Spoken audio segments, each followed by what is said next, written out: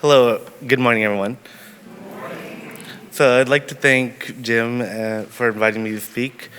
So my unit this year from the Big Numbers, Small Numbers seminar with Roger Howe the title seems very complicated and confusing. Enumerating Daily Life with Counting Principles, Permutations, and Combinations. But really, what did we do? We counted a lot. This unit I designed for my math analysis students. I teach everything from Math 1 through Calculus and AP Stats. And as we move to the higher level math courses, sometimes we forget that they have needs too. And one area that they tended to struggle with my former students was counting. So things like combinations, just something as simple as how many different ways can you order a breakfast? When we look at the problem, it seems easy, and it seems like we have a lot of choices. And when you realize that if you went to Denny's, there's really 17,000 ways you could order a breakfast, my students are like, that can't be. It would take you like 7 decades to order everything, and if you ate one thing a day. But starting with something simple as food really engaged my students to think about how they actually make choices and how many choices you can make. And some of these numbers they thought were big, but then we got to even bigger numbers. So when I said you got a random seating assignment, they don't believe it. But when you actually take like a class of 27 students, I wish it was actually that small, but assuming we had 27 students, there's actually 10 octillion ways plus to seat them. So the universe would end before we got through all the seating arrangements. So really, some of these numbers are really, really big, but in comparison to others, they're actually not that big. And my students, once they type this in a calculator, the calculators can't even handle it, and they don't even believe these numbers are real, but they are possible. So what did I have my students do? Well, we looked at real-world situations. So the one thing that I noticed is our students all have a district email account that they have to log in with, and their passwords have a lot of requirements, and they always forget. You had to have capital letters, lowercase letters, numbers, special characters. They keep complaining that there's too many ways to do that. But breaking down some of the concepts, we're able to analyze why we needed these things.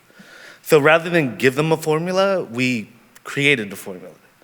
And that really helped the students understand why those formulas worked.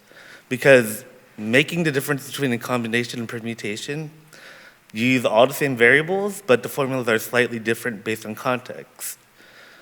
Addressing the context first really helped them figure out when to use each situation. And what I also had my students do is present. So some of the things they had to research were, are district policies, do they actually make sense? Why do we have to have 8 characters? Is that even enough to be secure? And they presented not just to me, but to a non-math teacher, which was super scary for them because they had to be confident that their calculations made sense. But even if their calculations weren't right, they had to at least have the confidence to know that their numbers actually told them something. And interpreting that in a context was really difficult for them. They struggled a lot, but they actually understood why we had these things, and they actually were able to count really large numbers.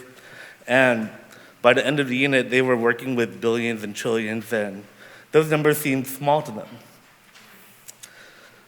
So a few things, let's see.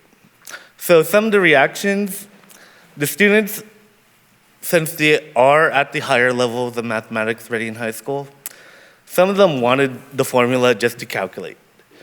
But in previous years, that really did cause them to not do as well on assessments because they had a formula, but they were misusing it.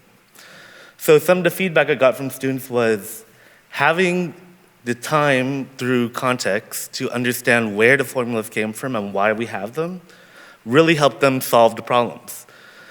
On quizzes and tests, I noticed that some students didn't even use the formula. They're able to reason through the problem just through multiplication, which is even greater because they're not relying on anything, and they have the ability to extend their problem-solving skills.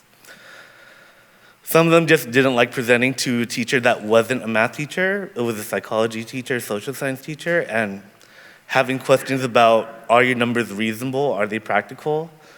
Having them think about what their answers meant was really a challenge, and taking those questions from someone that's not a math teacher, they had just to think a little bit more about what they were doing. But overall, they did like that we built the equations from the context rather than me giving them equations. And that actually helped them solve the problems, even though they would prefer that I just gave them the equation from the beginning. So one more thing, thanks Roger for really pushing me to understand this and challenge my students more. Thank you.